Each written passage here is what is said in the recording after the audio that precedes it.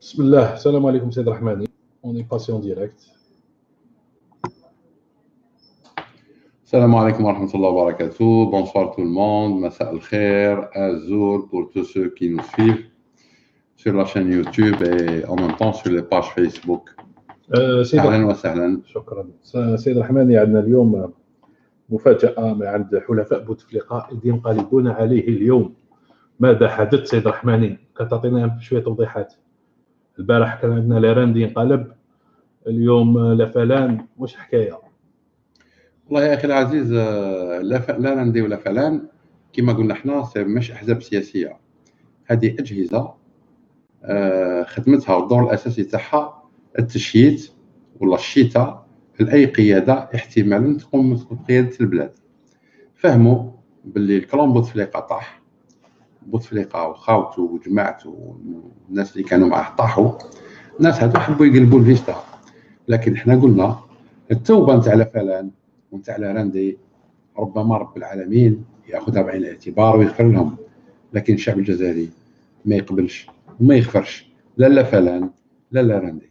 بالنسبه لنا هادو ما بقات لهمش حياه سياسيه في الجزائر الغد، في الجزائر المستقبليه. هذا نهضر على المناضلين تاعهم، لكن المسؤولين تاعهم كيما بوشارب ولا بوشوارب والله ويحيى والله هادو لا حديث. هادو لازم الجمهوريه الثانيه تقاضيهم من اجل خيانه عظمى ومحاوله الاستيلاء والسطو على الشعب الجزائري. اي واحد قال 5 موندا فهو خيانه عظمى. هذه بالنسبه لجبهه خوى الحيه احنا ما نتنازلوش عليها، اللهم اذا الشعب تنازل، لكن جبهه خوى الحيه ما تنازلش على الموضوع هذا. اللي قال 5 موندا عندنا احنا يجوز القضاء وان شاء الله يحكم عليه القضاء خيانه عظمى ونطبقوا عليه احكام الخيانه العظمى اللي هي الاعدام. سيد الرحماني، هل نتوقع تدخل الجيش في اي لحظه الان؟ مستحب ولو حبذا انه الجيش دخل البارح قبل الغد. تاخر يعني التدخل. بالنسبه لي كاين تاخر كبير. علاش؟ لانه الشعب واش طالب التغيير. الشعب واش طالب من دوله العداله، طالب دوله القانون.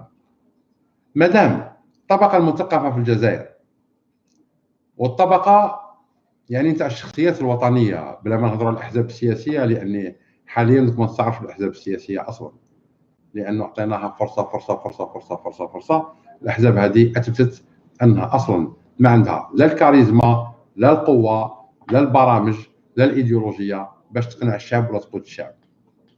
في الحاله هذه لازم الجيش يتدخل من اجل حمايه الوطن، وحده الوطن، استقرار الامن في الجزائر، تثبيت المؤسسات، وتسليم الامور الى الكفاءات الوطنيه من اجل استحداث دستور جديد وقوانين جديده والمرور الى مرحله انتقاليه انتخابيه من اجل دوله العداله والقانون.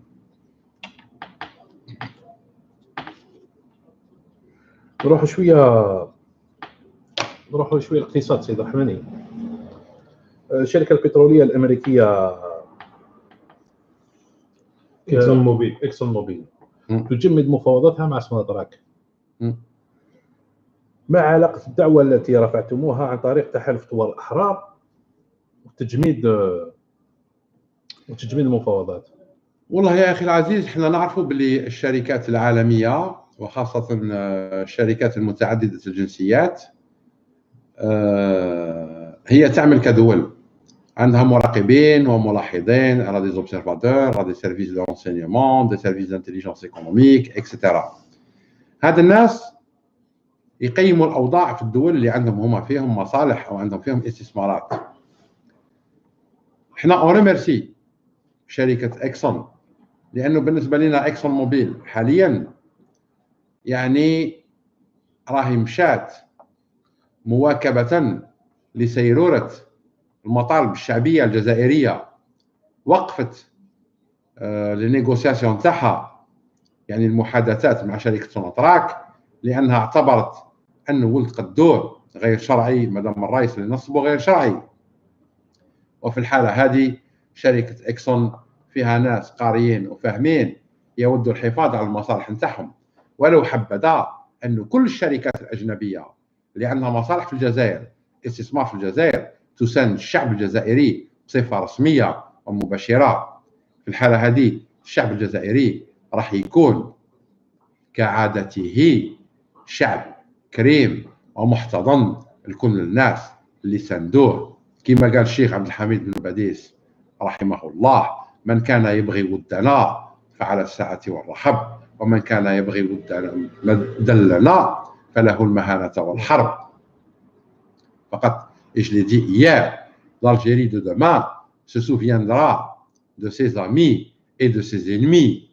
جزائر الغد سوف تذكر وتتذكر وتأخذ بعين الاعتبار من كان صديقا للشعب الجزائري ومن كان عدوا له، أكان شركة متعددة الجنسيات أو كان دولة.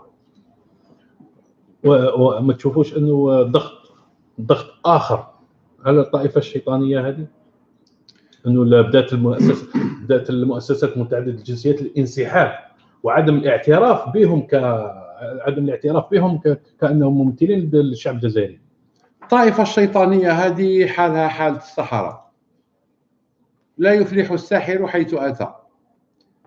وقت عماو فيه الشعب الجزائري وغروه ورشاوه وخدعوه، جاء وقت الحق. مثلا الشعب فاق، الشعب العريق المتأصل في الأرض الطيبة هذه منذ 3000 سنة فاق، فهم بلي المشاكل تاعو جايين من شردمة، من مجموعة نتاع خونة اللي حاليا اليوم رانا 20 مارس هما بوتفليقة وخاوتو وجماعته. من بوتفليقة ميت، الناس اللي متسطرين ورا الضريح نتاعو. صح سي رحماني. هاد الناس جي لامبرسيون انا باللي ماهمش حاطين في بالهم باللي الشعب فاق، باسكو لا يشونج دافي هكذا دو جور او لوندومان. مازال ماهمش حاطين في بالهم باللي الناس فاق. ما تتحدث على من هنايا، على هادو اللي يدوروا رايهم، هادو اللي يدوروا رايهم جوستومون فاقوا باللي القوة حاليا راهي في صف الشعب، وفهموا باللي الجيش في صف الشعب. على هذه تخلاو هادو صح ماهمش فايقين باللي حنا رانا فايقين لهم. لا، هادو لقطاء بالعربية الفصحى، بالفرنسيسة سي دي باتار بوليتيك. هادو أبناء عاهرات سياسية، هادو لا مجال لهم في جزائر الغد. جميع من كانت عنده أفلام كارطة في 30 سنة الماضية راهم فيشي وما يكون عنده حتى دور في جزائر الغد. اللهم إذا كان الدور تقني بحت، وراح يكون تحت الرقابة الصارمة تاع الأجهزة الأمن تاع الجزائر المستقلة الحرة، لأنه عمرنا لا نثيقوا في واحد هز كارطة أفلام ولا كارطة أراندي ولا كارطة حمص ولا كارطة تاج ولا كارطة أمبيا. بصح انا نشوف بيان سور ما نهضروش على بن حمو ولي زاسوسياسيون هذوك لا يكادوا يذكرونا، هذوك ابسيلون ما يسواو والو. بصح رانا نشوفوا بلي مازال كاين يعني با ديريكتومون مي انديريكتومون رانا نشوفوا بلي مازال كاين محاولات كيما كاين البهلوان هذاك اللي قال لهم نمشوا على المراديه، كاين ناس ثاني على صفحات التواصل الاجتماعي يقول لهم بلي ما تروحوش تشوفوا الماتش تاع الجزائر. يعني مازال كاين محاولات يعني شغل انديريكت. بون السؤال تاعك لازم نفرقوا بين امرين: الماتش والكلون اللي قال لهم روحوا للمراديه. بيان سور تقصد نكاز. بيان سور. كما قال الانترنت هنايا، قال كو بونسيفو دو لا مانيف que la manifestation se dirige vers que les manifestants se dirigent vers المراديه. justement كاين سؤال هذا البارح. بون نهضرها بالعربيه ومن بعد بالفرنسيسه. برك نزيد لك ملاحظه سيد الرحمن، اسمح لي نقاطعك. تفضل. مرحبا. لو نكاز نادى الجاليه هنا في باريس يوم السبت باش تخرج في لي شونزيليزي زعما ضد مع لي جيلي بلون، مع لي جيلي جون بلوتو، في حين هو يعلم انه لي جيلي جون يد لاكروشاج بينه وبين الشرطه، بينهم وبين الشرطه. لماذا حب يورط الجاليه هنا مع الشرطه الفرنسيه؟ حبي ورا الثاني هذه خطه طبعا. بون نقدر نجاوب درك. طبعا اسمح لي بالقطع السيد رحمن. قضيه الماتش نجيو لها من بعد. قضيه الناس اللي يقول لكم روحوا للمراديه. رقم واحد نكاز ارجعوا سنوات قريبه الى الوراء تعرفوا الشخص هذا واش كان يهضر. المراديه هي رمز من رموز الدوله الجزائريه. المراديه هي رئاسه الجمهوريه ماهيش بوتفليقه. المراديه سي لو سياج دو لا بريزيدونس دو لا ريبوبليك الجيريان démocratique et populaire. jamais تتجهوا المرادية، jamais تتجهوا التكنات، jamais تتجهوا المحافظات الشرطة، jamais تتجهوا لأي منطقة يمكن يكون فيها اصطدام مع قوات الأمن من أجل حماية رموز الدولة الجزائرية. Je vais répéter en français. Surtout ne pas tomber dans le piège des caisses de résonance comme ce traître de Nekaz, qui appelle les gens à aller au siège de la présidence de la République, qui est situé au Golfe, donc le Moradia, ni au niveau des casernes, ni au niveau des commissariats de police, ni des brigades de gendarmerie nationale. Surtout pas aller vers les symboles de la République algérienne, parce que dans ces cas-là, les forces de l'ordre, AMP comprises, doivent défendre les symboles de l'Algérie au mépris de leur vie. يعني الجيش الوطني الشعبي وقوات الأمن من واجبها الدفاع على رموز الجمهورية الجزائرية الديمقراطية الشعبية بحياتها.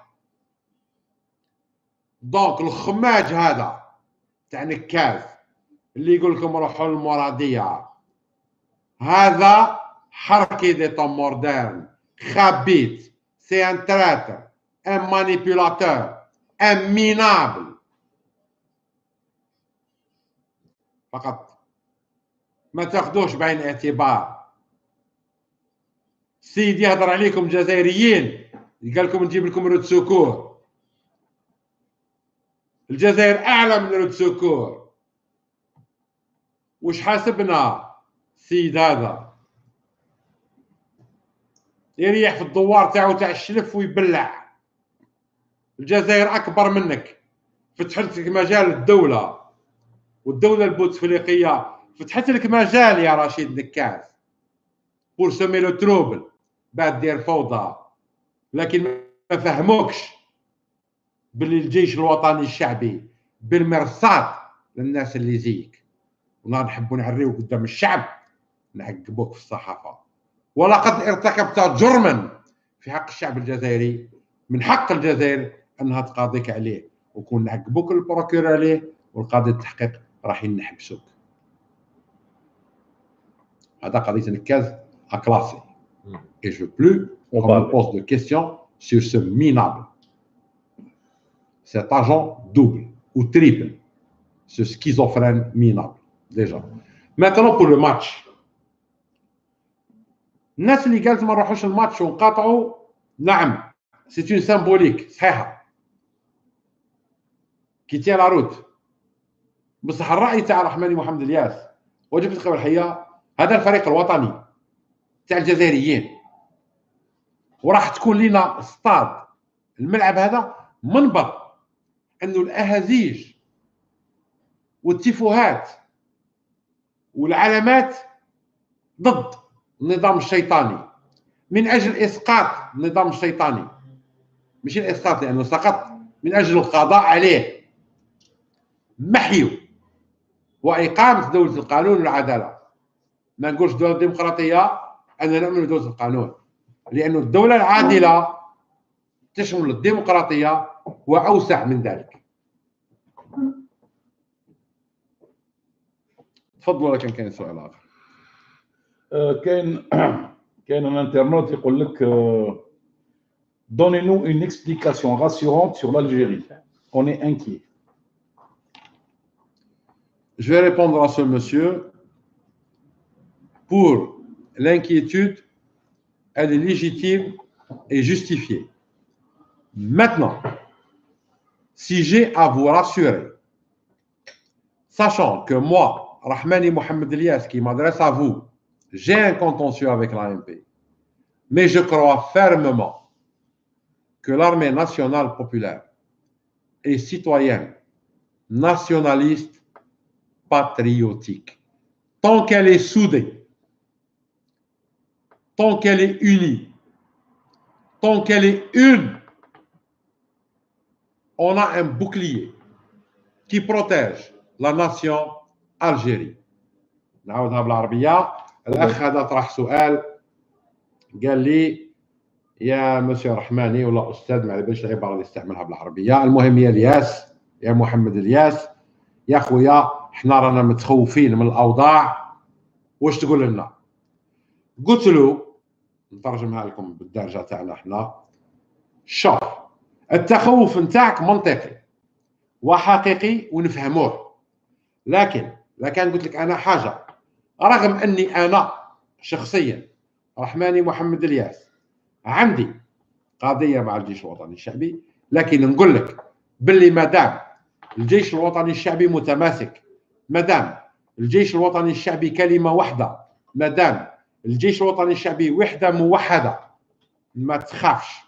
الجزائر عندها الدرع الواقي والحامي ليها والمؤسساتها والوحده الترابيه نتاعها. سيد رحماني، عندك بلادي ديزاد قال لك سي رحماني تحركوا ضد العمامره في الخارج. هل نقدروا نتحركوا ضد العمامره ولا تحركنا ديجا ضد العمامره؟ مانيفيك. شوف يا اخي، رايحين نتحركوا ضد السلطه الشيطانيه هذه في الخارج. موا جو فوز انونس عندنا اشكال صغير، ماشي اشكال صغير، لانه الطلبات كثيره علينا. رانا نحوسوا على مجال اللي يحتوي اكثر من 500 مشارك. رايحين نشكلوا التنسيقيه العالميه للجزائريين بالمهجر، راح تكون قوه ضاغطه على المؤسسات والتنظيمات والتمثيليات الدوليه من اجل مصلحه الشعب الجزائري. لكن المطاطره ولا العمامره هذا في حد ذاته وين راح؟ دا الكف، وجه الكف، دا الكف بارتو. حتى من فرنسا، حتى من الديكلاراسيون نتاع وزير الخارجيه الفرنسي ديفون لا كوميسيون سيناتوريال اليوم، راهو الموقف تغير، وراهم يقولوا باللي الشعب الجزائري حر، والجزائر عندها 57 سنه ملي خدات الاستقلال نتاعها، دونك راهي قادره تحل مشاكلها وحدها، بغض النظر على واش نسميوه الشيء اللي تحت الطابله. اللي تحت الطابله احنا بربي ان شاء الله في الجمهوريه الثانيه نطلعوه فوق الطابله ونطرحوه للشعب الجزائري، ما تكون حتى غطاء للشعب الجزائري، لانه الشعب الجزائري عنده الحق يعرف كل ما يخصه والله كل ما يقيسه. ما كانش سياسي واحد عنده الحق يتخذ قرار يعني يونغاجي الشعب الجزائري دون اعلام الشعب الجزائري. لازم نمر مرحله كيما الدول العظمى، ترانسبارونس توتال dans la politique nationale et internationale. سي رحماني، كاين انترنت يقول لك من بعد لو موا دافريل، هل ترى est-ce qu'il n'y a pas un risque d'une instauration d'un régime militaire et par conséquent une dictature militaire? Jamais. Jamais. Et si il y a des militaires, ou si ce qu'on appelle le conseil militaire à un moment donné puisse penser qu'il peut maintenant prendre le pouvoir et créer une dictature militaire, je le combattrai jusqu'à la fin de mes jours. Anna ou Nasli Maaya. Par contre, je vous rassure, l'armée n'a pas l'intention de monopoliser le pouvoir politique. Si l'armée intervient, c'est pour sauvegarder l'Algérie et transmettre, pour une fois, le flambeau de la politique algérienne aux compétences algériennes civiles. L'armée ne saurait être dissociée de la population algérienne, du peuple algérien et de l'Algérie elle-même. Notre armée est à nous, elle nous appartient. C'est nous ces éléments, enfants du peuple algérien. سي رحماني سؤال واحد اخر. Que pensez-vous de la déclaration de فرحة مهني récemment غير كيما قال لك قال يعني يقول للقبائل يقول لهم رفعوا الرايه تاع القبائل وارميوا العلم الجزائر في البوبال. هذا سؤال واش تخمم في هذا الشيء و autre chose est-ce que par hasard ce n'est pas يعني une manipulation de sa part pour créer le chaos et la discorde ما بين الشعب الحالي اللي راه متحد. Pas de sa part, la question que je pose à Farhat Mhenni, combien vous avez touché, monsieur Farhat Mhenni, de la part de cette secte satanique bouteflicienne qui dirige l'Algérie pour semer le trouble, pour essayer de diviser le peuple algérien? Qabaili, Chaoui, Tergui, Chilhi, Chinoui, Arabi, tout ce que vous voulez, on est algérien. On ne veut pas de Farhat Mhenni, on ne veut pas des séparatistes. الجزائر وحدة موحدة. وقت الثورة ضربنا عليها بكل ومن قبل ضربنا عليها بكل ونلحقوا الماسينيسا ضربنا عليها بكل. شكون انت يا فرحات مهني؟ شكون انت؟ Maintenant bientôt viendra le jour وين الكذب اللي كذبته نفضحوك قدام الشعب الجزائري بكل. حتى من اللاصوص ديالها تاع بنك اللي تقول الدولة قتلتو كذاب. الدولة ما قتلتوش. C'est une affaire privée. واحد ما قتل لك بنك. Maintenant, si tu as une haine personnelle, ça c'est ton problème. Si tu es schizophrène, c'est ton problème. Mais الشعب الجزائري وحدة موحدة. Le MAC ne pèse rien du tout. Les Kabyles, c'est des hommes. القبائل رجالة كيما الشاوية كيما أصحاب الغرب كيما أصحاب الصحراء كيما كاع الجزائريين. C'est des hommes. La preuve, la place de la République, الحد اللي فات les hommes ergaz على كابيلي بلوكاو les maquis. إرغازن. Voilà. سيد رحماني عندك ايمن مدريد قال لك بالنسبه لك هل النظام سيسمح بالانتقال السلس للسلطه وما هو النظام الذي تراه مناسب للجمهوريه الثانيه؟ اولا اللي تسميوه نظام لا كان تهضروا على بوتفليقه وجماعته ماتوا. يعني الا كان مازال كاين واحد اسمه بدوي واحد اسمه المطاطره واحد اسمه كذا باسكو ما كانش تمثيليه حقيقيه للحراك الشعبي. والدوله هذه حقيقه او السلطه المتسلطه هذه شو جمال Merci. Si vous avez besoin d'américain, شكرا. pas de problème. Je voulais pas vous déranger. On est au milieu amical. دونك السلطه المتسلطه هذه الدور نتاعها انها اي واحد يمكن انه الشعب يثق فيه هي تحرقه في الراي العام. علاه؟ باسكو ماذا بها يبقى هذا الحراك وهذه الثوره الشعبيه بدون قياده، لانه بدون قياده ما كانش حل، راح نروحوا للحيط. هذا الشعب لازم يفهمها. جوستومون شيخ رحماني اون ايو ايكو باللي كاين ناس تلاقاو في البيت تاع فضيل بوماله يعني، وهذا الاجتماع جمع بعض الشباب والقضاة والمحامين. بصح ما عرفناش واش نتج من هذا الاجتماع. ربما الاجتماع هذا حينتج حاجه مليحه لما هما يعلنوا عليها ونشوفوها. انا كجزائري قادر غدوه نقول نعم موافق عليها، قادر نرفضها كجزائري، وربما الشعب الجزائري كل يقبلها. هي شوفوا كل المحاولات البناءة اللي عندها حسن النية، يعني toute action de bonne foi, toute initiative de bonne foi qui a l'intention réelle et bienfaisante de bâtir l'Algérie de demain, elle est la bienvenue. Je suis contre personne. Je suis contre les personnes qui ont soutenu le 5e mandat. Ces gens-là, je les condamne à mort. C'est tout. سي رحماني ما يخص جو ريفيان سور فرحات مهني et compagnie. La majorité n'est pas le monopole des Kabyles d'Algérie. Un Amazighi. Ça, les gens, il faut qu'ils le sachent. Ça, il faut qu'ils le comprennent. Moi, je suis de Constantine. Je ne parle pas Chaoui. Je ne parle pas Kabyle. Je suis Amazigh. Ce n'est pas Farhat Mehni qui va m'enlever ça. Parce que quand on entend parler Farhat Mehni, on a l'impression que c'est les Kabyles qui ont le monopole de la majorité. Farhat Mehni, j'ai dit avant, c'est un personnage colérique qui a cultivé la haine. C'est une vermine, c'est une bactérie qui se nourrit sur la colère de jeunes innocents. Il distille un discours empoisonné, haineux, qui n'a rien à voir avec la réalité de l'Algérie. Colérique, raison pour laquelle il demeure sans gain. وفي معلومات تقول باللي راه يزون لونسي ان ابل وباللي في الحد هذا ان شاء الله الحد الجاي في ريبوبليك ils vont être en force. Mais ils seront plus nombreux que la dernière fois.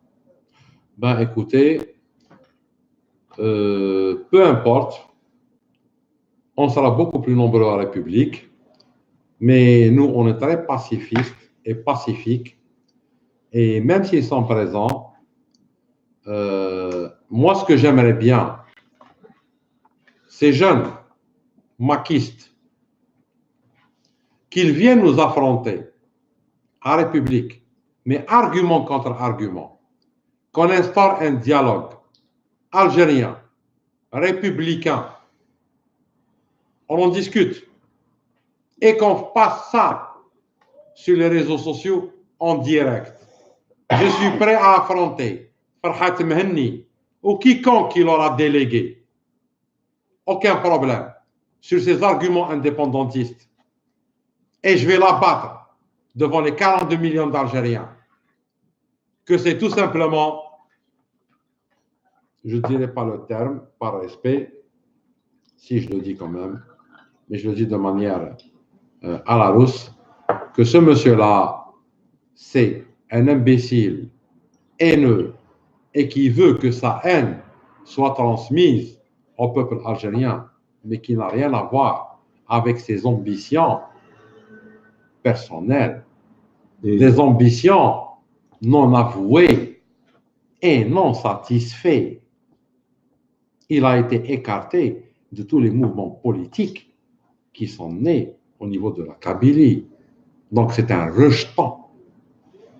honnêtement monsieur رحماني انا كنت حاضر الحد اللي فات في وسطهم يعني كنت اون كونتاكت معاهم ما جي ميم با يو لو طون دو بلاسي ان مو يعني والله غير كانوا يعني دي كابيل يعني دو لا ميم ريجيون كيما هما واللي زون افرونتي وداوسوا معاهم انا واحد كنت نسيباري فيهم يعني اسمع moi j'étais dans l'armée انا في القبائل كانوا معايا d'accord y a pas de différence.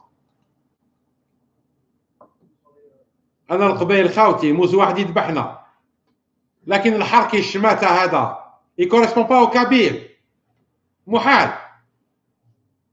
Tu crois que demain عميروش va reconnaître Mhenni? Tu crois que demain عبان رمضان va reconnaître Mhenni? Tu crois que demain محمد الحاج va reconnaître Mhenni? مين انت مهبول؟ مين فرحات مهني؟ إذا اللي طوف دنقومي مالغري بابا شهيد لكن كما نقولوا حنا النار تولد الرماد.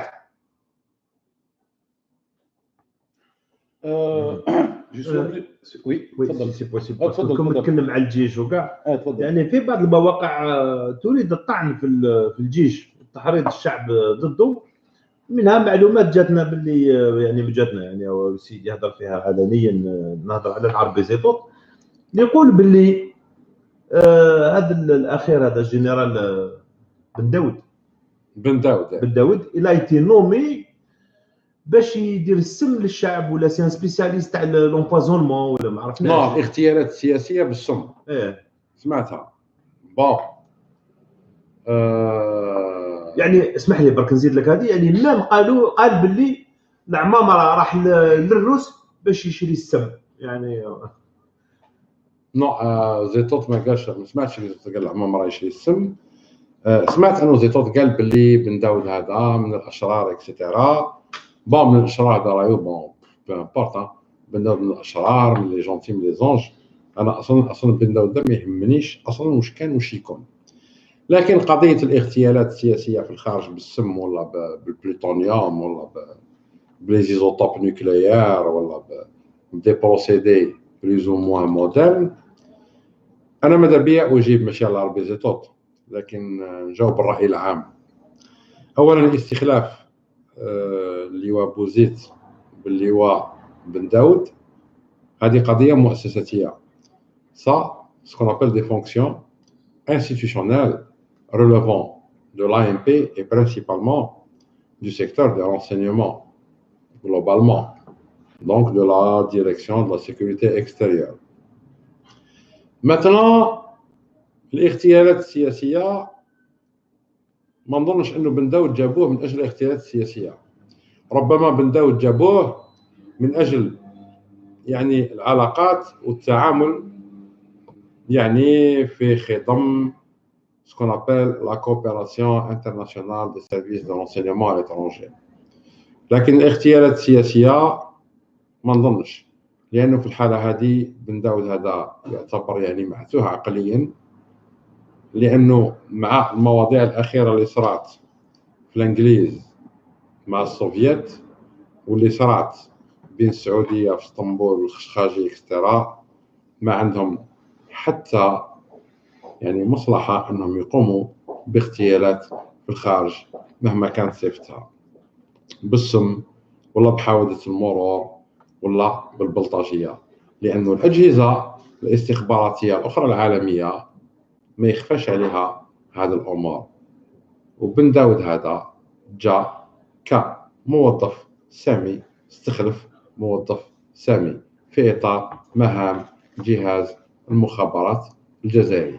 علاه جاء، على حطوه، وشي هما على خيروه حاجه اخرى، لكن اغتيالات سياسيه فات الوقت والزمان انتهى فقط. دونك نقول للسي العربي زيطوط ما تخافش، مام جاب بن داود موش راح يغتالك باذن الله. واحد ما يغتالك، واحد ما يغتال رحماني، واحد ما يغتال غاني مهدي، واحد ما يغتال دهينه، واحد ما يغتال اي شخص كان من الناحيه السياسيه. لانه كون جا الاغتيال كونوا قاموا بالاغتيالات في التسعينات. دونك العربي زيطوط موش مختص في الامر هذا، دونك ماذا به ما كان له يهضر على المواضيع هذه، يحكي عن المواضيع اللي هو متمكن منها. هذا في اطار العربي زيطوط، خاطر الاسئله تاع لي زانترنوت راهي كان العديد من الاسئله في هذا الاطار فيما يخص العربي زيطوط. اون ريزومي باختصار يقولوا يعني نفس المعنى، ميم سونس. قال لك مادام كنت تسمى راكم في المعارضه وكذا، قال لك لماذا ما بوركوا، قال لك اكزاكتومون بوركوا فو رابروشي با، ما تخربوش باش تكونوا يعني اون فورس كومون يعني ضد هذا النظام. هذا السؤال رجع قداه المره. مدرعيه مفتوحين العربي زيطوط واي معارض في الخارج، مرحبا فوني اون سمي طاب ونشكلوا مع بعض. احنا قلنا رايحين ندعوا لين كورديناسيون انترناسيونال دو ليميغراسيون الجيريان دون لو موند. مرحبا بالناس العربي زيطوط يكومبري. ما عندي حتى مشكل مع العربي زيطوط، لا مع اي شخص. عندي مشكل مع واحد، مع نكاز، جو با دو لوي. اي واحد قال نمشي على المراديه، حب يقتل الشعب الجزائري، جو با دو لوي. سيد رحماني، وحنا نتكلموا على نكاس باسكو شفت بزاف تاع عليه قال لك باللي هو راجل لانه كشف حكايه الغاز تاع اضرار وفرنسا. قول له راجل اعطيه اختك زوجها له. هاي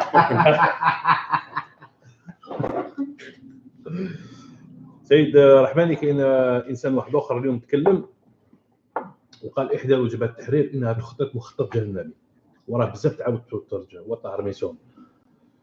يقول لك حاجه، جبهه التحرير لعنها الله واخزاها، هي والممثلين البارتي حزب جبهه التحرير، ماشي لا فعلا ماشي جبهه التحرير. باش نتفاهموا. لا، جبهه التحرير التاريخيه هذيك جبهه عطيناك عهده. تعرف خويا هذيك هنا جبهه التحرير عطيناك عهده. اي هنا اون بار دو بي اف ال ديجا كنلحونا. اي هنا نهضر على الناس هذو، نهضر على جبهه التحرير هذه اللي عرفوها في 20 سنه الاخيره، وحتى اللي كانت من قبل ثاني مع بومدين اكسترا متواطئين. فوالا هما خانوا عهد جبهه التحرير، هما خانوا العهد. نعم صحيح، ماشي احنا. هذا سؤال سين كيسيون ما بار اخ رحماني فيما يخص فريده بسا. اسكو سمعت بها هذه ولا ما سمعتش بها؟ كي لا ديريكتريس دو كومونيكاسيون تاع بوتفليقه، سيتي اون ريفوجي اباتريد في بلجيكا في 1995 اللي تسمى راحت من بلجيكا في 2000، ومن بعد كي جات للجزائر الا تي ديزيني كوم ديريكتريس دو كومونيكاسيون تاع بوتفليقه en 2008. ومن بعد هربت الماردي البارح، هربت هي وليدها ابري زافوار اماسي فورتون كولوسال. Elle a 60 ans aujourd'hui واسمها فريده بسا. qui était une ancienne bien sûr une ancienne journaliste تاع لو TV. ما رايكم يعني في هذه الهربه هذه باموال الشعب؟ والله عجبنا البارحه السؤال هذا، انت زدت عليه حاجه، اموال الشعب. احنا قلنا بلي ديبلوماتيكمون سي اون ا ايفالوي سوا ديزون cette dame responsable de la communication au niveau de la cellule de la présidence etc. on va dire que le système s'effrite.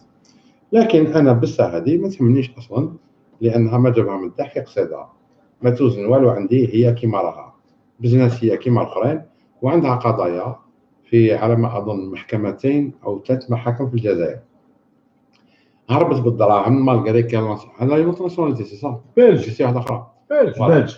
حنا قلنا باللي في الجمهوريه الثانيه، وهذه ناكدها للشعب الجزائري، انا جبت القوى الحيه رايحين يعني نضاربوا ونحاربوا ونقاتلوا ونجاهدوا من اجل تحرير قانون في البرلمان تاع الجمهوريه الجديده، انه اي شخص حامل الجنسيه الجزائريه دون اخذ باي عين اعتبار الجنسيات الاخرى اللي حاملها وتعدى والله دار ضرر بالجزائر، نلاحقوه دوليا اينما كان وبشتى الطرق والوسائل المتاحه لنا، اكانت قانونيه او شبه قانونيه.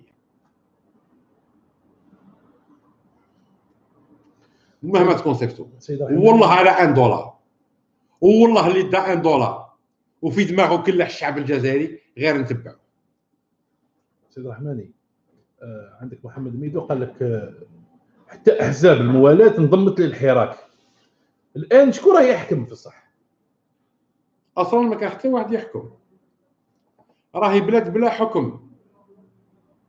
احزاب الموالاه بالنسبه لنا احنا جبت القوى الحيه ملغات، احزاب المعارضه ملغات. لكان استمعتوا جبت القوى الحيه، حنا نقولوا الدوله القادمه تحل كل الاحزاب وتحط قانون تاع حزب جديد، واللي حاب يدير حزب يتقدم في ظل القانون الجديد فقط، لكن نحلوا كل الاحزاب، لان هادو اصلا ما كانوش احزاب. اللي صادقوا على تغيير الدستور ماشي احزاب، واللي صادقوا على بوتفليقه 4 مندات ماشي احزاب. سيد الرحماني كاين بزاف الناس يطلبوا يقولوا لك محسوب يطلبوا الرجوع تاعك للجزائر، قالوا لك ارواح نسحقوك هنا. ماذا بيا نجي يقولون فاح في الطياره يضربوها بميسيل في البحر، في البابا يضربوه بسوماره، ندخل على تونس يقتلوني في الطريق. فاه نجي انا نقدر ندخل غير في ظل دوله واحده، مرحله انتقاليه تاع دوله قانونيه. بيان سور ندخل الجزائر، وشرف ليا ندخل الجزائر ونشارك مع الشعب الجزائري ونمد واش نقدر نمد من اجل تاسيس دوله القانون فقط، ونحط سطرين احمر من اجل تاسيس دوله القانون اللي عندي انا لا نقاش ولا جدال ولا مفاوضه عنها. دوله القانون، القوانين الحقيقيه اللي تضمن حقوق الانسان، اللي تضمن حريه التعبير، اللي تضمن حريه الانتخاب، اللي تضمن حريه السياسه، اللي تضمن حق الشعب والفرد الجزائري. سيد الرحماني الشيخ خليفه قال لك الا ترى ان العصابه بسبب اعاده التموقع وبان تاخر الشعب والجيش باخذ زمام الامور اعطاهم الجراه للظهور من جديد واستفزاز الشعب الجزائري بادعائهم بانهم مع الشعب. برافو، اكسلنت اناليز، تحليل صحيح منطقي 100%. لما الشعب ما قدرش يتهيكل على هذه رحماني محمد رياض جبل الثوار، طلبنا من الجيش انه يتدخل، لانه احنا قلناها من قبل اكبر حزب سياسي حقيقي حسب المواصفات فهو الجيش الوطني الشعبي. علاش؟ اللي عنده الانضباطيه وعنده الاورغانيزاسيون وعنده القوه الحقيقيه انه يؤطر غدوه، وهكذا سكرابيل الطاقات الفعاله في البلاد تقدر غدوه تتيق لما الجيش يفتح لها المجال ويامن لها الطريق، هي تخرج وراح تكون نافعه ووافعه للشعب الجزائري. تحليل صحيح منطقي ووافق.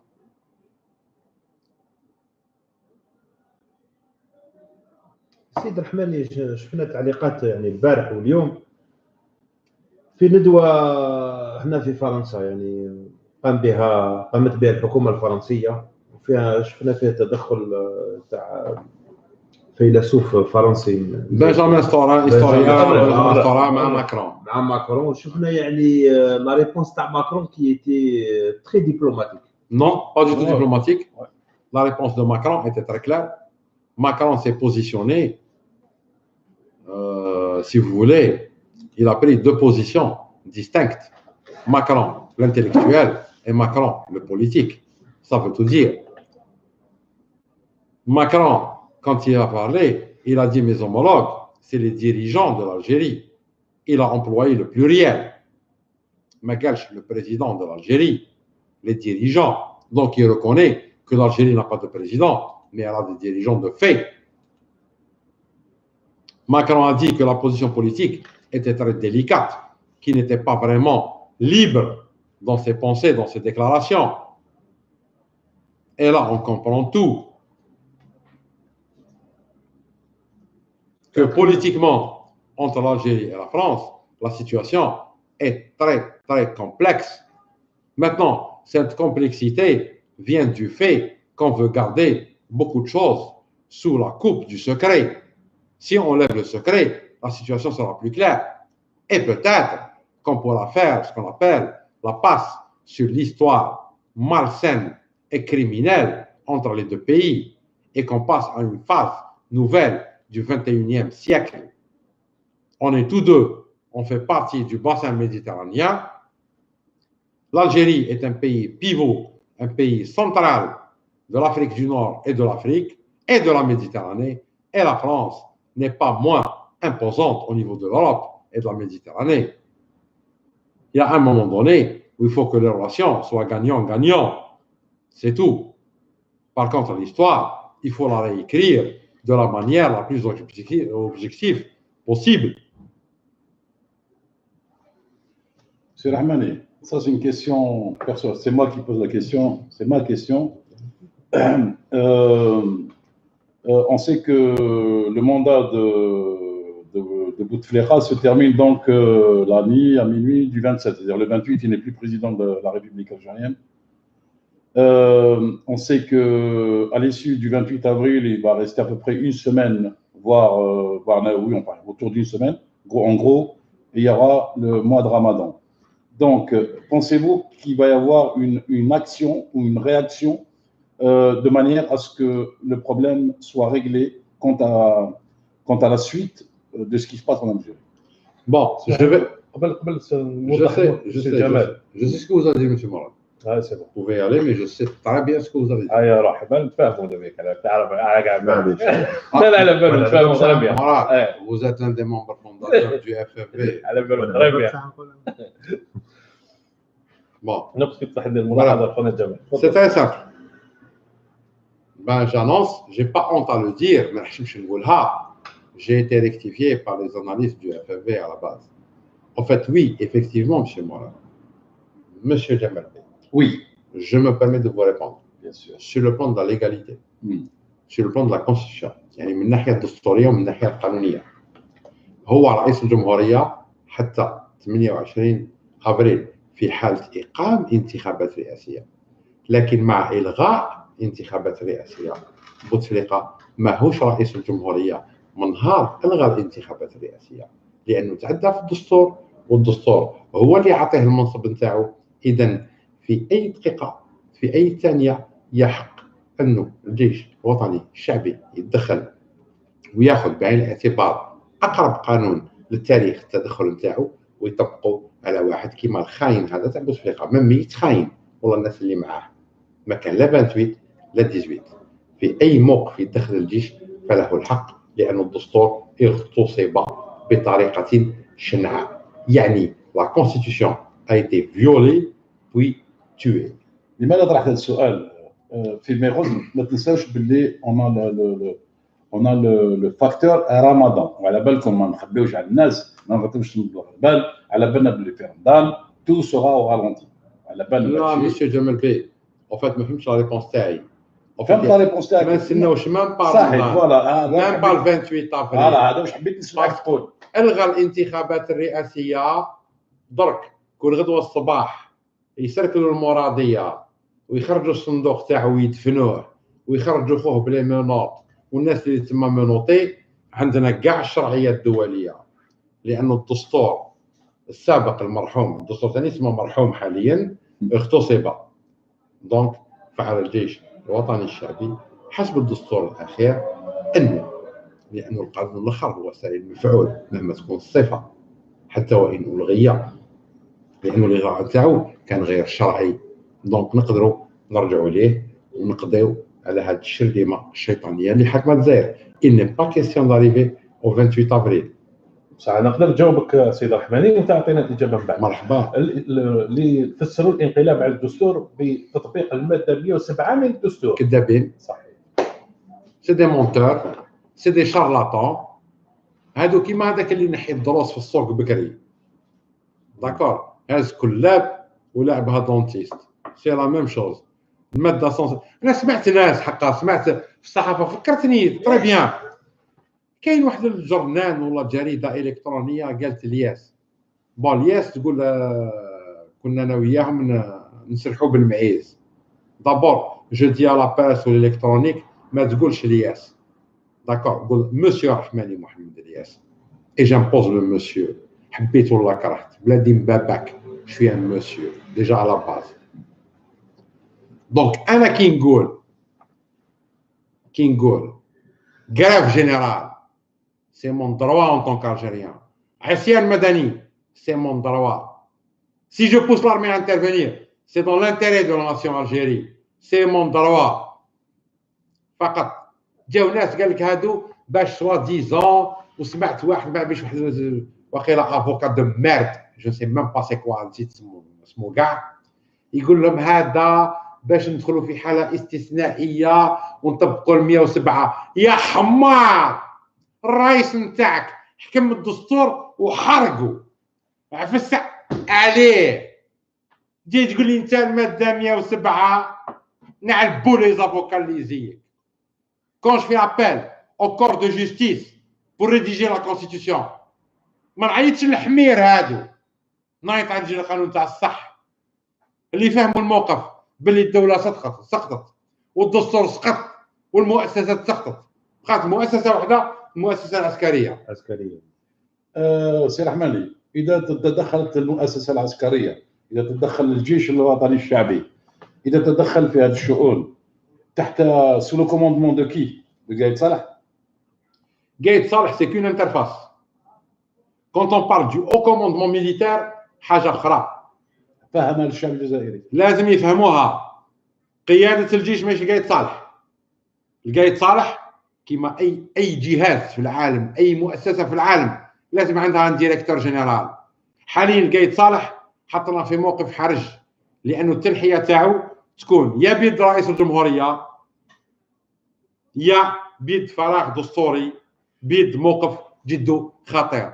في الحاله هذه نفضلوا نقرديو القايد صالح، لكن القياده العسكريه هي اللي تقرر ماشي القايد صالح. فهو اغبى انه يقرر اي حاجه، حصرا انه يتفهم الموقف السياسي. ضايركم ما جاش غبي ماشي في وقت ازمه هو يروح للامارات.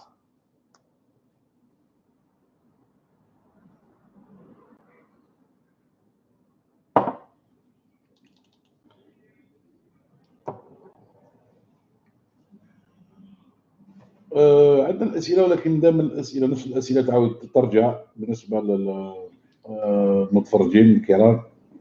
ما تقوليش نكاز برك، ما نجاوبش على لا لا، كاين بزاف جوستومون نكاز زيطوط. كاين ميم على هذا رضا بودرع، ما نعرف انا شكون نتكلموا عليه بزاف. حنا قلنا بلي ما نمدوش راينا على الناس. شكون رضا بودرع اللي قال لهم عندنا داعش في الجزائر في بويره؟ هذاك هو. كي عاد تعرف داعش في بويره؟ نورمالمون اجهزه الاستخبارات الجزائريه العسكريه تلقى عليك القبض ودير معك استنطاق وتحقيق. شكون هذه الخليه تاع داعش اللي تعرفها انت؟ والمخابرات والامن والجيش ما على بالهمش بها. Monsieur Rahmani, il y a Amina Si qui dit Monsieur Rahmani, certains économistes pensent que la transition doit se faire rapidement. Comment peut-on accélérer le mouvement ou le processus? Eh bien, par un levier qui soit cohérent, puissant et organisé. Le seul levier qui existe, c'est l'AMP actuellement. Doit-on arrêter les manifestations s'ils annoncent le départ de Bouteflika? Non. Non. Ce n'est pas le départ de Bouteflika. C'est la chute du système. Et il faut offrir au peuple ce qu'on appelle une solution alternative qui permet l'expression populaire via les avocats, les juristes, via la société civile, via les intellectuels algériens. Sinon, on n'arrête pas. Il n'est pas question qu'ils détournent la révolution populaire comme ils ont détourné en 1958 la révolution du peuple algérien contre le colon ou le colonialisme. سيد الرحمن أنا حنين على النابة. يقول لك ما دور أعضاء جبهة القوى الحية الموجودة في الجزائر ولماذا لا تتدخل في توعية الشعب على أهمية تأطير الحراك الشعبي؟ قولوا شكون قال لك ما تدخلتش؟ تعرفها أنت؟ ما دخل حنين. معليش يا مدام، جبهة القوى الحية قلنا حركة مواجهة ماهيش حركة معارضة. كون جينا معارضة دوك يكتبوا بادج ويكتبوا فيه جبهة القوى الحية، لكن عناصر جبهة القوى الحية في أي موقف وفي حالة ما إذا الجزائر تعرضت إلى خطر ولا الشعب انتهكت الحرمة نتاعو، جبهة القوى الحية تتحول إلى قوة ضاربة ضاغطة سرية جد خطيرة متمكنة من كل وسائل الضرب، كل ما يهدد مصالح الجزائر بكل الصفات، فهموها كما حبيتوا. C'est Rahmani, ça c'est une question perso, enfin c'est ma question moi. La question de Djamel Bey. Voilà. Il faut Djamel préciser. Non, mais le chroniqueur Djamel Bey. Voilà. On va vous faire de la pub. Vous avez la chronique de Djamel Bey et vous avez Sidéral. Sur Facebook. Et ces questions, elles sont vraiment d'une attaque sidérale. Alors, donc, Monsieur Rahmani, la question est la suivante. Dans le cas où il y aura, Inch'Allah, une deuxième république démocratique et populaire, si on va admettre que vous serez au niveau de, vous serez quelque part au niveau de cette deuxième république, vous aurez des fonctions, je pense, vers la défense, vers la protection du pays, de la patrie.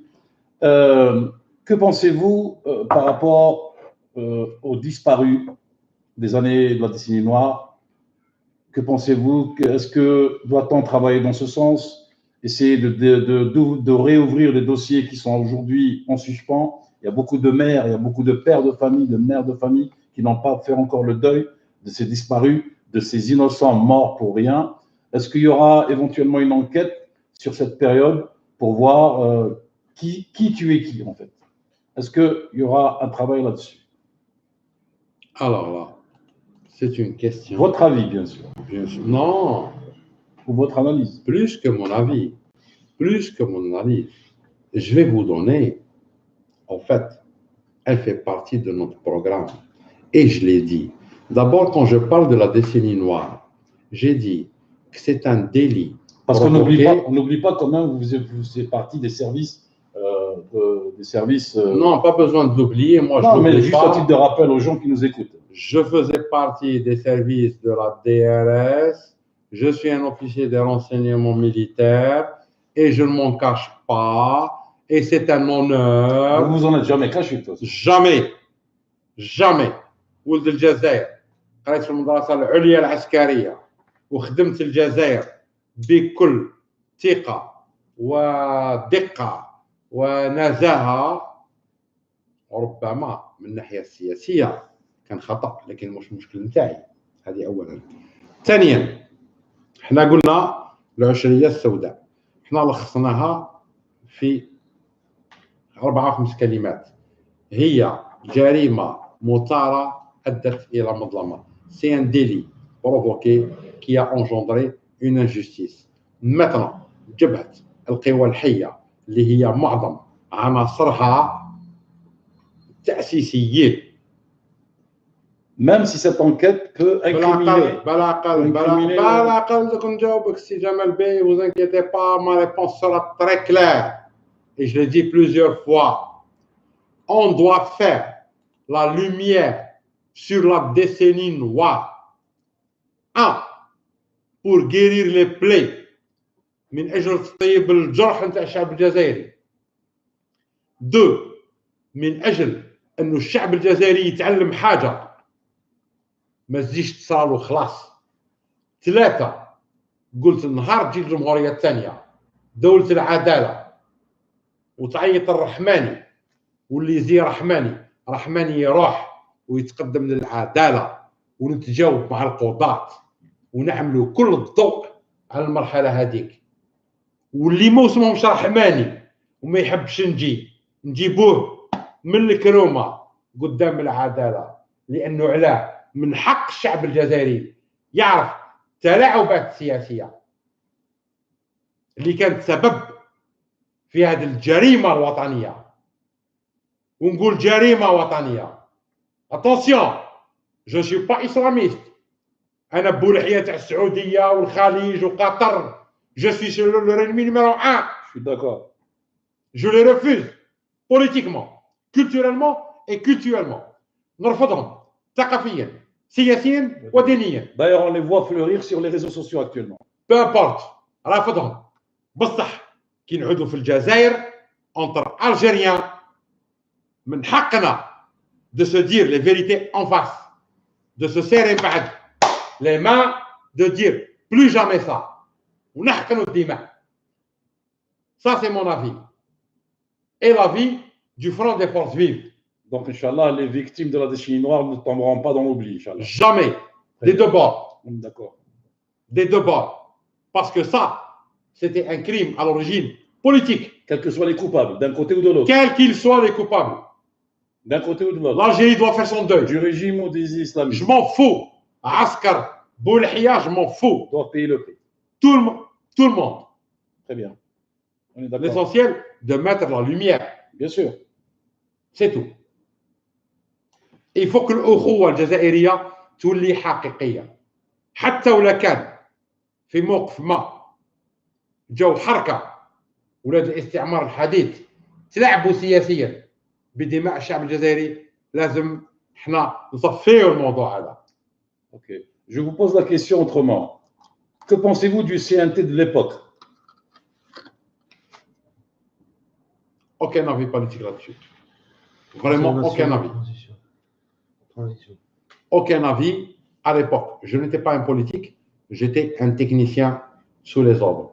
J'exécute mes missions intelligemment et d'une manière très brillante. Point barre. Je n'étais pas un politique. D'accord. Donc, vous n'avez pas de réponse à ce sujet. Non. Ok. Maintenant, pour juger les gens qui ont été choisis pour diriger le CNT, ça c'est autre chose. On peut revenir là-dessus, mais je laisse ça aux historiens, aux politologues, d'analyser ça et de donner le diagnostic.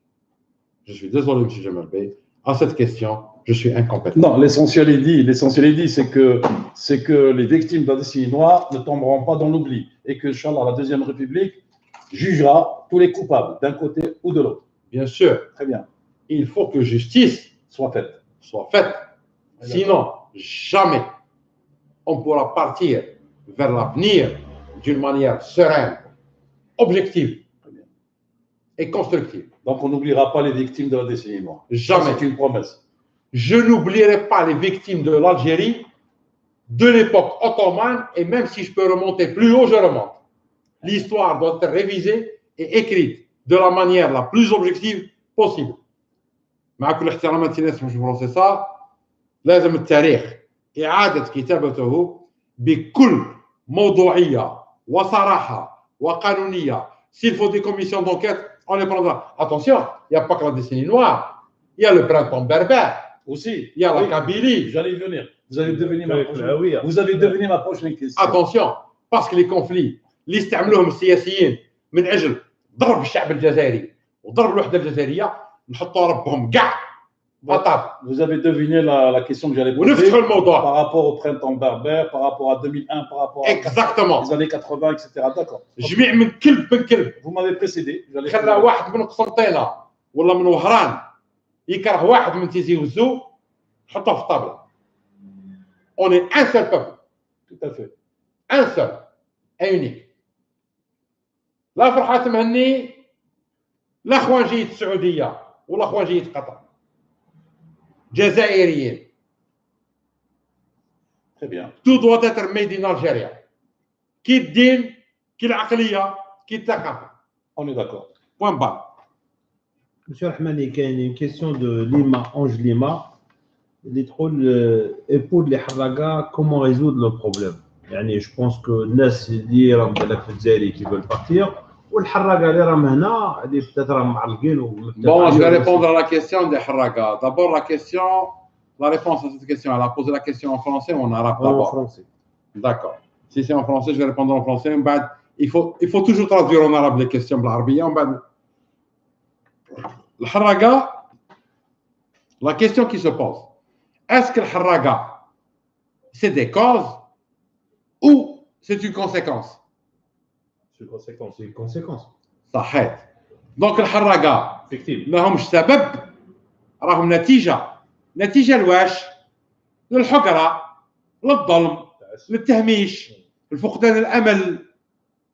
Donc le Haraga c'est quoi? C'est des victimes, c'est des conséquences. De quoi? De la haqara, je le dis en français mais c'est acquis, hein? De l'injustice, de la perte d'espoir. Si demain l'Algérie est construite, si demain l'Algérie est un état de droit, et mais je محتاج غير الحركه ندخلوهم او on a besoin d'immigration. L'Algérie c'est un continent plein de ressources, plein de capacités. On peut développer, on pourra être un facteur de développement de l'Afrique et de l'Afrique subsaharienne et du Sahel. حركة c'est nos enfants. رجعنا من الأمل يرجعوا للبلاد. Il faut créer des centres de formation. Il faut créer des systèmes où l'Algérien, quand il touche un salaire, il aspire à se marier, à fonder un foyer, à avoir un logement, à avoir une voiture, à partir en vacances. Et l'Algérie peut se prévaloir de ça. يعني في يعني راهي تقول لك باللي عندها يعني هذه راسلتنا البارح وزايده راسلتنا اليوم. راهي تقول باللي عندها لا دو غارسون، عندها زوج دراري صافي 10 سنين ما شافتهمش. راهم يعني بتاتر بالك في ايطاليا ولا في فرنسا ولا في اسبانيا، صافي 10 سنين ما شافتهمش. يعني هاد الناس اللي بقى حاصلين برا يعني ما فراوها، ما قدروا يولوا. كيفاش نقدروا قول لها والله هي الحاجه ادعي لنا برك. والله العلي العظيم غير الجمهوريه الثانيه دوله القانون غير ترجع ولادها للبلاد، ماشي ترجعهم يديهم للحبس ويديروا لهم طابع في وزاره الداخليه. نرجعوا ولادنا للبلاد بكل شرف وبكل امل. وقلناها البارح في اللايف تاع البارح بربي ان شاء الله الجمهوريه الثانيه. قولها الحاجه يعيشك ربي، تشوفي ولادك يتزوجوا قدامك، ولادها ان شاء الله، ولادك ان شاء الله ان شاء الله. لانه الجزائر غنيه، الجزائر مش دوله فقيره وعندنا امكانيات. خاصتنا التسيير السليم والقياده السياسيه السليمه النزيهه الجزائريه الوطنيه الحقيقيه فقط. مادام حاكمين الحركه ولادك يقعدوا لبرا، نهار يجيو الرجاله ولاد الجزائر اللي الدم نتاع الجزائر يسري في عروقهم، هادوك بربي ان شاء الله يرجعوا لك ولادك. بس كل جزائري يعتبر شريحه من الجزائر في الخارج. بصح هاد الناس يعني راهم في الخارج حاصلين مازال ما فراواش. يعني يوغا يعني فيها يوغا دي نيغوسياسيون مع لي بيان سور ولا كيفاش؟ بيان سور on va négocier une formation professionnelle, on va négocier une réintégration, une réinsertion, on va négocier un retour au pays dans les meilleures conditions. لما كلش مفتوح، كلش مفتوح. بلادنا يجلنا ماكم شايفينها برك. يعني واحد راه بعيد شويه قال لي ما كاش غير قال لي كاين مام لي ديبورتي اللي داوهم الكيان ولا نوفال كاليدوني اللي شفناهم في بعض الفيديوهات وين الناس تبكي وحابين يرجعوا وحابين يزون بيردو لور تراس. شوف سي تري سامبل. Même les déportés. قلنا احنا on fait une révision de l'histoire. Une révision, c'est quoi? C'est que مؤرخين واجتماعيين ودكاترة وجامعيين et on va débloquer les financements راح نسمحوا باللي كريدي نيسيسير. كيف نقول كريدي نيسيسير بالعربية؟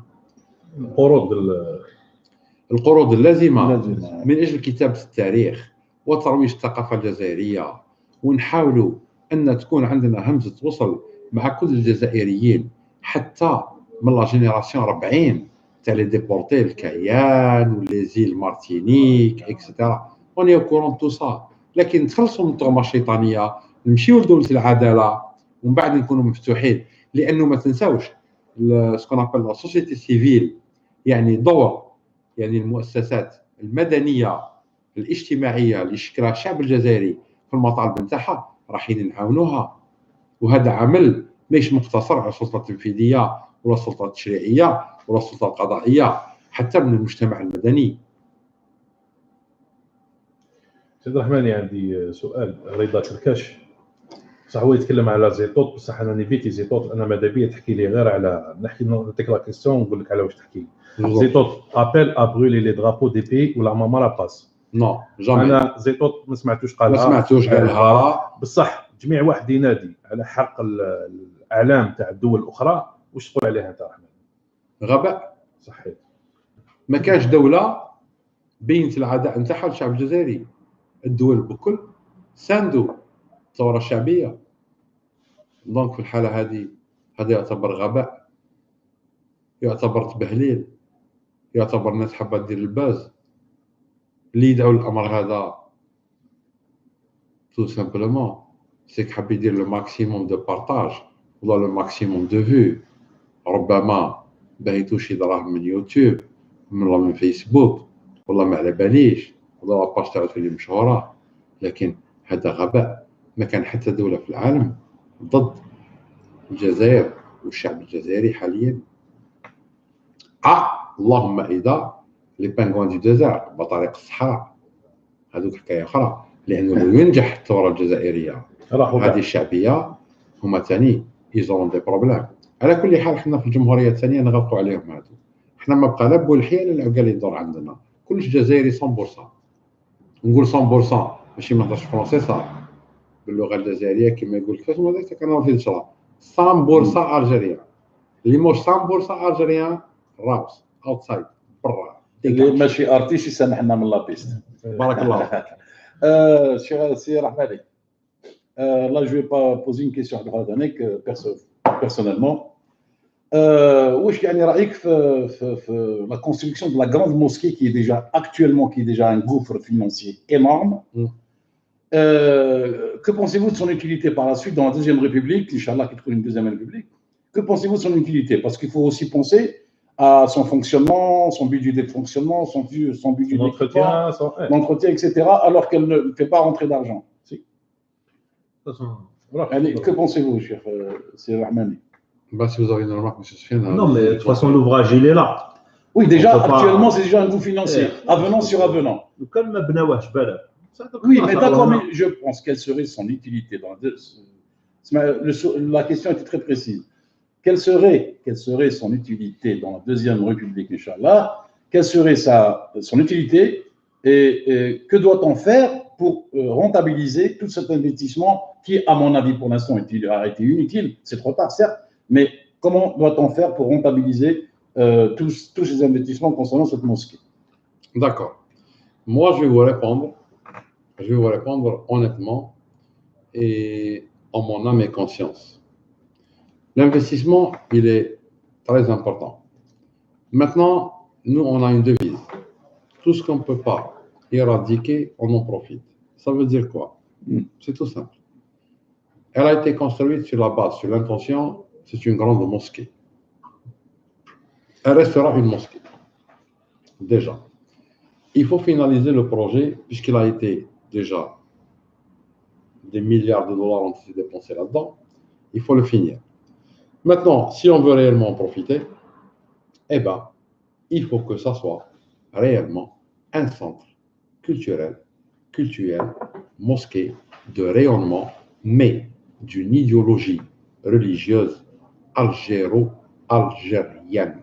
c'est-à-dire ça va nous servir comme bouclier contre les idéologies islamistes venues d'autres pays qui ne nous correspondent pas, et principalement les idéologies des pingouins du désert.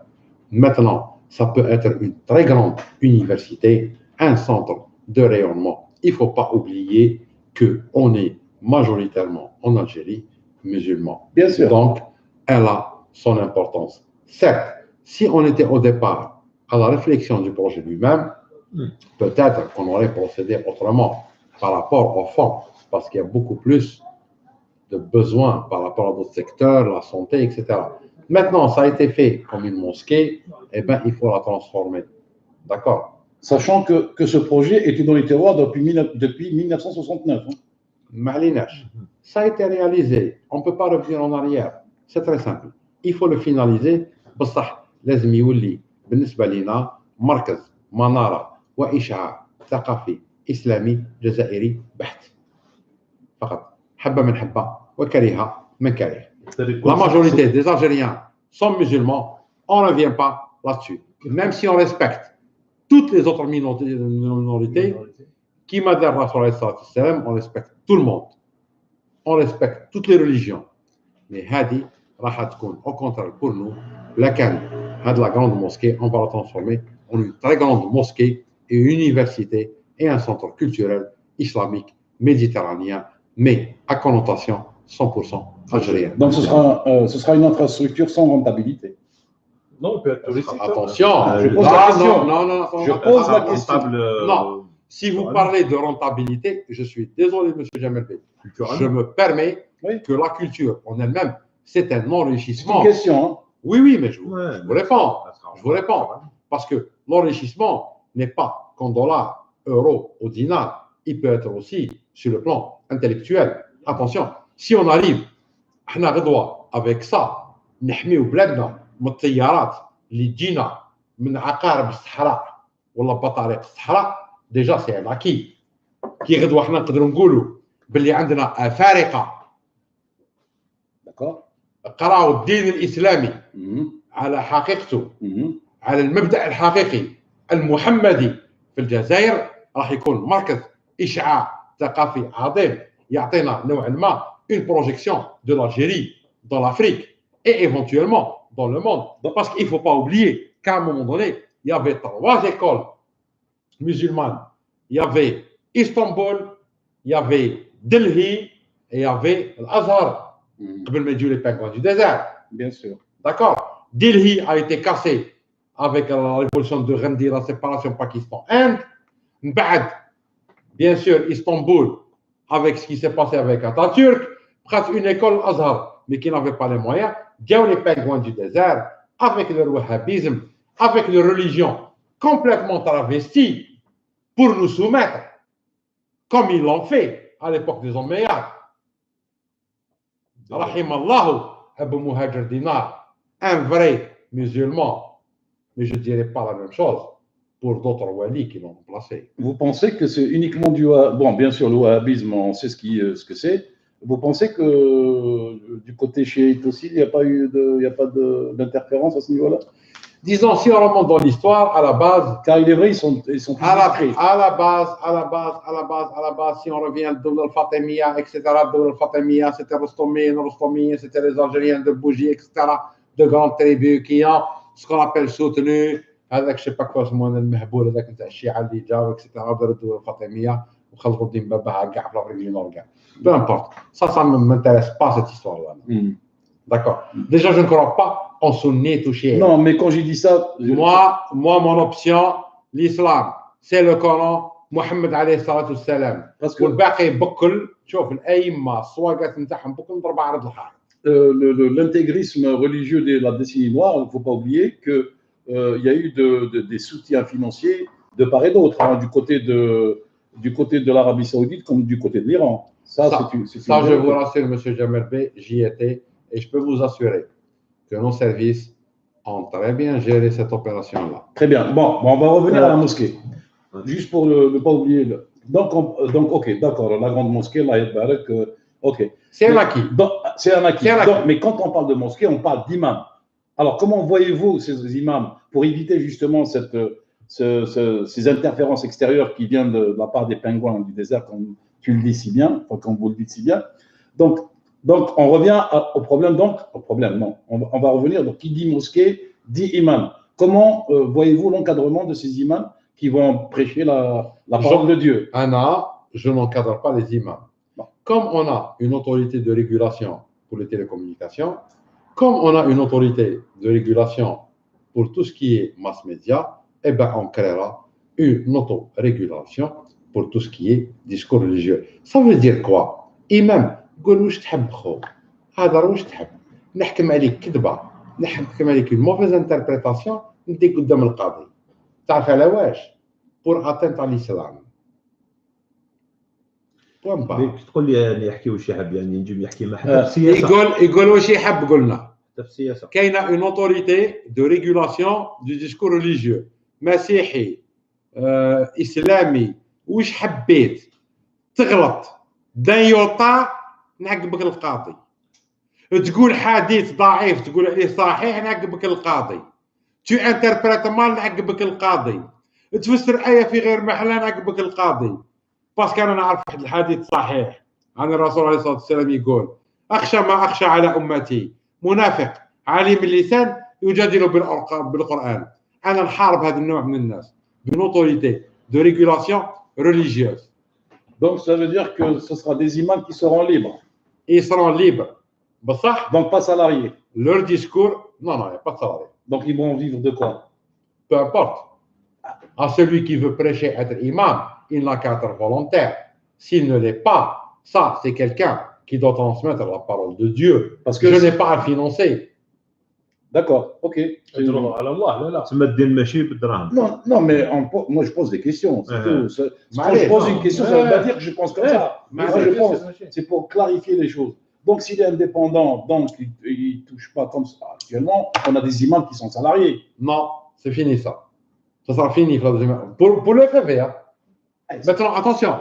الشعب الجزائري ايوا الشعب الجزائري دي pour l'instant باش نتفاهموا باسكو انا راك دخلتني في مجال واحد اخر ماشي جامع. لا اسمح لي هنا راك دخلتني في برنامج جبهة القوى الحية سياسي. احنا ماناش المرحله هذه، لكن انا لما نتكلم ما نقولش هذا واش لازم يكون. هذا نقول برنامج جبهة القوى الحية، الشعب يقدر يقبله يقدر يرفضه، هذا راي جبهة القوى الحية. احنا الامام ما راحش يكون سالاري بوان بار. الامام راح يكون مستخلص، يعني المساجد راح يكونوا على اساس جمعيات في المجتمع المدني. سي ا او دو سوتوفينونسي. برك اصلا انا وزاره المجاهدين ما كانش، وزاره الشؤون الدينيه ما كانش. برك يعني ما كانش الدين لله. الدين يعني حريه العلم، حريه العلوم الدينيه. بصح حنا في جبهة نخلقوا سكون ابل لوتوريتي دو ريغولاسيون دو ديسكور ريليجيو. Ça veut dire quoi؟ يعني لوتوريتي ما بالش انا بون كي نعودوا في لي ستركتور اكسترا بالعربيه كومون ابل سا. يعني نخلقوا هيئه تراقب صحه الخطاب الديني من اي ناحيه الصحه.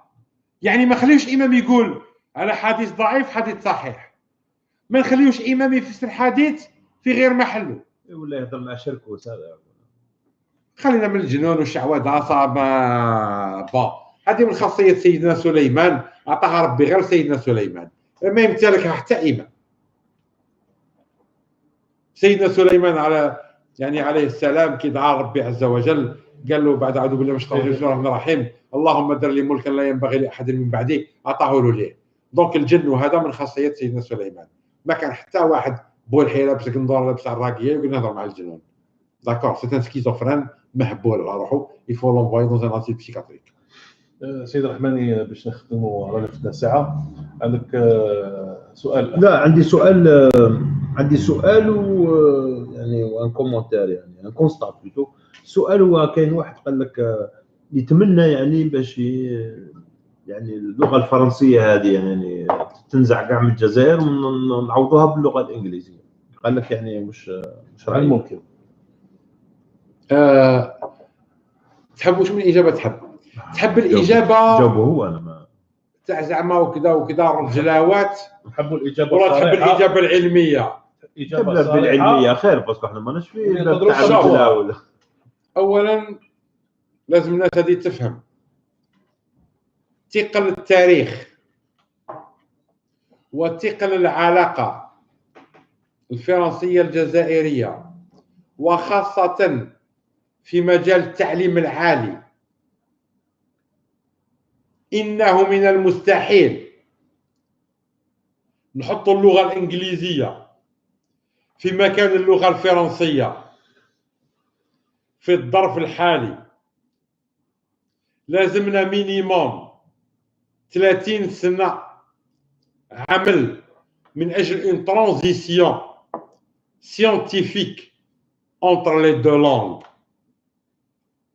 نقول له أنت اللي تهضر على الإنجليزية نهار تقدر انت تمد ان كور دو فيزيك كونتيك اون اونجلي ويفهموك الطلبه، نقول لك مرحبا بالانجليزيه. لكن حاليا كاين لغتين الله غالب، التاريخ والوضع الحالي يحتم علينا نتعاملوا بالفرنسيه باش ما نفقدوش الكفاءات الحاليه، لأن مهندسينا وأطباءنا وأخصائيينا وجامعيينا بكل لغة العلم عندهم الفرنسية وليست العربية، حبة من حبة وكره من كره. كما في وقت الحضارة العربية الإسلامية كانت لغة العلم العربية، كما من قبل كانت اليونانية، كما من قبل كانت الفارسية، درك رانا في العصر رانا اللاتينية، فرنسيسة، انجليزية. لو حبذا الانجليزية، لكن الله غالب حنا معظم وسائل نتاعنا والكتب نتاعنا والمتداول في الجامعات فرنسي عربي، 70% فرنسي 30% عربي. دونك هذه الأطروحة نتاعك هي معليش لكنها حلم في الطور الحالي، ربما نحققها بعد 30 سنة وماذا بينا إن شاء الله، لأن اللغة الحالية هي الإنجليزية. فيه يعني تعليق برك باش نختموا اللقاء. قال لك واحد قال لك يعني الى القنصل السعودي يعني اقترح لك يعني تأشيرة، قال لك ما تروحش القنصلية تاع اسطنبول. هذا ما كان. خاف عليك وقيل. شوف قال لك الا قال لك روح اسطنبول ما تروحش، قال لك روح وين حبيت اسطنبول. نقول له نجاوب ولا غير نجاوب؟ أنا مسلم براتيكا، أنا مسلم مؤمن بالله عز وجل وبسيدنا محمد وبالنسك الإسلام، بصح أحرم أنا على نفسي أني نحج مادام آل سعود حاكمين الأراضي المقدسة.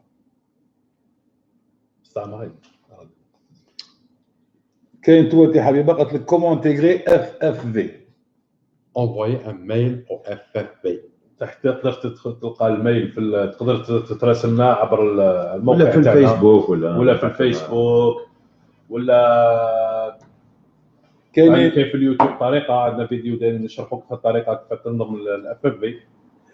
كاين بون كيستيون، كاين سؤال صبا une question qui sort des questions habituelles. Donc il y a des questions, n'arrêtez pas. Donc il y a des questions intéressantes, on n'arrête pas. Est-ce que nous pouvons tomber dans la situation vénézuélienne sinon c'est pourquoi? Comment on l'écrit? Si c'est non, pourquoi? C'est Nabila S. Est-ce que nous pouvons tomber dans la situation vénézuélienne? Si c'est non, pourquoi? Madame Nabila S, votre question, je vais vous répondre sous ce qu'on appelle, parce qu'en plusieurs couches. D'abord, il est impossible que l'Algérie tombe dans la situation vénézuélienne. Pourquoi? Parce que ça veut dire que l'Algérie sera déstabilisée. sachant que l'Algérie, elle est dans une zone conflictuelle, c'est le Sahel actuellement. Si l'Algérie est déstabilisée d'une manière ou d'une autre, elle aura un impact sur la situation au Sahel. Donc, automatiquement, un impact sur les intérêts américano, russo, chino, sino plutôt, européens au Sahel et dans toute l'Afrique. Déjà, ça c'est sur le plan purement stratégique, militaire, si vous voulez. Maintenant, sur le plan économique, oui, on peut tomber dans une situation comparable, mais pas vraiment la situation vénézuélienne. Comparable, et ça, si jamais l'armée algérienne, populaire, nationale, ne prend pas les devants pour stabiliser les institutions. Nous avons un potentiel économique, nous avons nos clients, nous avons nos partenaires.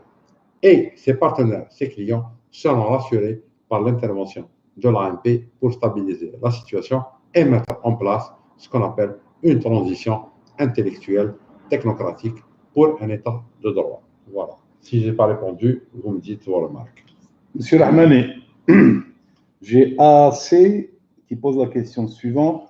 Monsieur Rahmani, est-ce que vous soutenez toujours Ali Erderi?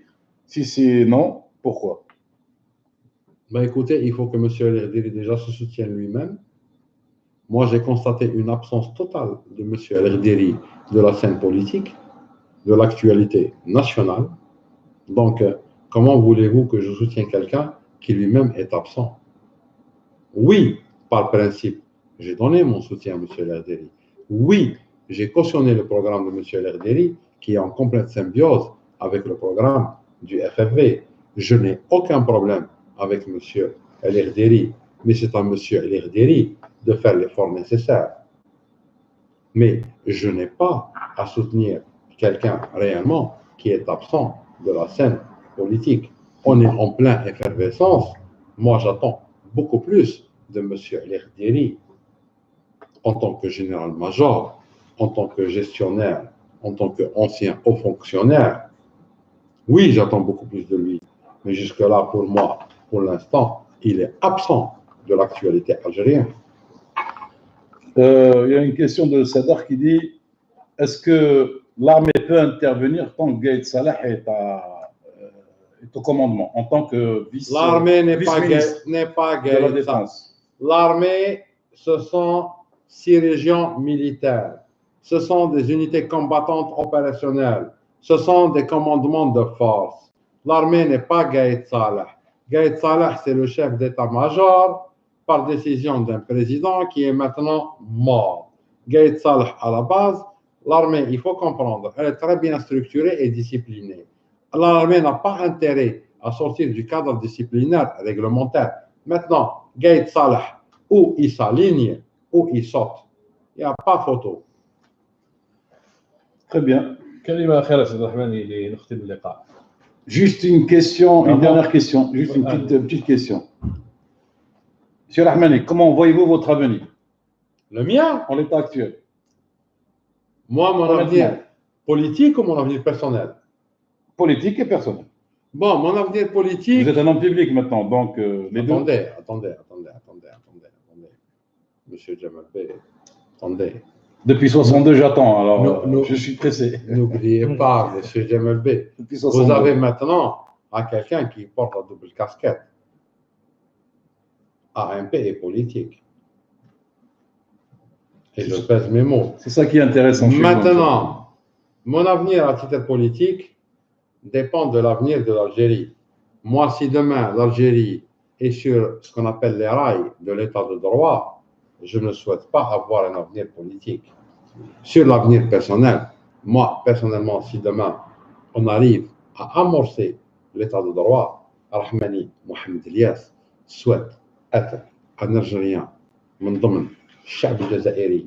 Donc, un Algérien comme le peuple algérien, يروح vacances للجزائر, وà chaque fois نروح en vacances, نشوف تحسن, نشوف تطور, نشوف une joie de vivre, نشوف مستقبل. Et je serai très heureux كي ولادي غدوة أنايا يقولوا لي أبي حابين نروحوا للجزائر vacances, أبي on veut travailler pour l'Algérie, حابين نخدموا الجزائر.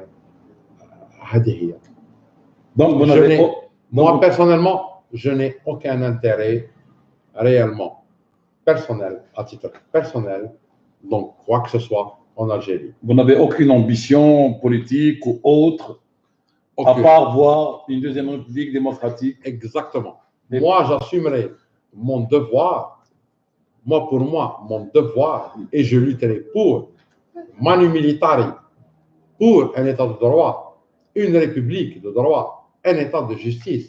Après, بعد ما يهمنيش. Et si on fait appel à vous, admettons il y aura une deuxième république, pardon, admettons on fait appel à vous en tant qu'un poste dans la défense, par exemple, ce qui est votre spécialité. Pour réaliser la deuxième république, je Admettons, réponds présent. admettons que Là, une fois la deuxième république établie, amorcée réalisée, je réponds absent. Parce que lâche. très important. Non, parce que lâche. Moi, je crois en la jeunesse algérienne. نمن فيها. حنا والديهم. On est de leur père. حنا on a été trahis quand on était jeune. Je ne veux pas qu'on trahisse nos enfants. حنا une fois la deuxième république établie, دولة قانون وعدالة. خلي الناس كيما مراد كيما سفيان. Laissez ces gens-là. جمال حنا شحال بقالنا؟ خلاص حنا كيفاش كان يقول الشيخ بابا الله يرحمه ما بقاش قد اللي فات. صحيت. Mais Elias, moi j'ai le même âge, on a le même âge. Ah, écoute, j'ai oublié toi. Voilà des plus jeunes, d'accord.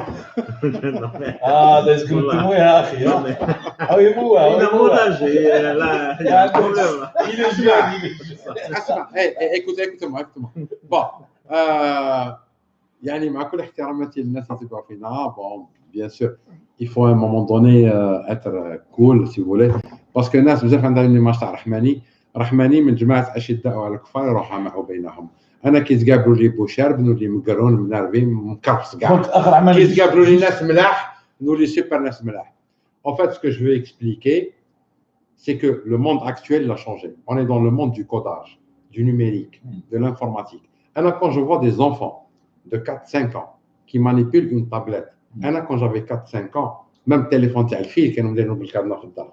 D'accord. effectivement. Je valide. Donc, en fait, c'est un autre monde qui arrive. C'est vrai que nous, parce que etc., bon, on est un petit peu, surtout bon, je touche un petit peu aux nouvelles technologies, mais on est là-dedans. بصح, le monde appartient aux jeunes. يا خويا حنا انا انت سفيان مرض bon, c'est un jeune encore. Mais انا انت سفيان الناس اللي زينا, on offrira un cadre de développement agréable à nos enfants. لولادنا هذو اللي راهم برا اللي يخرجوا للشارع والله يسهل من بعد. La barque elle est à eux. Donc monsieur Rahmani, je reviens à tout à l'heure. Donc là vous êtes volontaire, enfin vous êtes volontaire et vous le faites, vous l'appliquez. Vous participez à l'amorce de la deuxième République, mais vous dites que après vous vous retirez. Bien sûr. Ah, ça vous le verrez par vous-même. أنا حق من سماه محمد. والله العالي العظيم. غدوة une deuxième République بقوانين حقيقية, un état de droit. تاع السجرة وكاينة مي سي اسمع انا باسكو علاش كون نديروا دولة القانون الجزائر راح تتطور. كيسكو جو دوموند انا جو دوموند ا فيفر في الجزائر كي نروح اون بي, نلقى سبيطار يداويني, نلقى اون اليمونطاسيون سان, نلقى دواء تاع الصح, نلقى ان انفيرونمون فيفابل, نلقى دولة قاعدة تتطور, نلقى دي جون قاعدين يطوروا في الجزائر. احنا كاسكون فو الله غالب, حنا جينا في مرحله مكرفصه بين الاستعمار الكلاسيكي والاستعمار الحديث. الله غالب رحاونا اون صرا بليزو, بصح حنا اون صرا كونطون كي نقدروا حنا ندزوا ولادنا للامام. برك ان شاء الله. سيتو. كاين غير السراق اللي يحب يحكم الحكم, اللي ما عندوش مصلحه ذاتيه عمره لا يحكم الحكم الا اذا كانت مسؤوليه يديها ويمدها لاولي الامر غدوه. كيما نقول انا, سي با à nos enfants de se sacrifier, c'est à nous leur père de nous sacrifier pour eux. انا بقات في دماغي اون ايماج كيفاش مع لا سنترال تاع الجابون هذيك ابري تسونامي فوكوشيما واش صرا ربما شاب الجزائر ما يعرفهاش. لي روتريتي رجعوا راحوا لي روتريتي جاو لا سنترال راح تطرطق. جاو Ils se sont sacrifiés. قالوا لي جون كادر لولادهم روحوا الجابون مش حقكم. حنا on va essayer de faire quelque chose. Si on la sauve, on est sauvé. Si elle explose, vous êtes l'avenir. حنا on est le passé. Rahmani c'est le passé. Ntouma vous êtes l'avenir. أنا je veux pas sacrifier l'avenir. أنا le passé je me bagarre. خلي l'avenir يكمل l'avenir. Il écrira sa page de l'histoire. وسمحوا لي ربما تكون اللغة العربية ولا الدارجة بصح الله غالب. أنا aussi je suis une victime de ce qu'on appelle l'éducation nationale. Parce qu'à une époque on est francophone الله غالب. دونك سامحونا. ناس لاموني على الأمازيغية الله غالب. حنا بعثنا الناس وخلصناهم باش يترجموا لنا خارطة الطريق لدرك ما بعثولناش فقط. لأنه علاش؟ وهذا إشكال، لأنه اللغة الأمازيغية الحقيقية ما كانش. لازم الأكاديمية الأمازيغية هذه اللي داروها في الدستور الجديد، وحنا على كل حال pour moi c'est un organe très important, il faut la maintenir parce que viendra un jour وين كنحبوا نكتبوا حاجة بالأمازيغية يعني غمض عينيك وكتبوها لك فقط. والسلام عليكم et bonsoir à tout le monde. يعطيك الصحة. Et c'était un plaisir. يعطيكم الصحة. سيرتو متفرجين. ميرسي.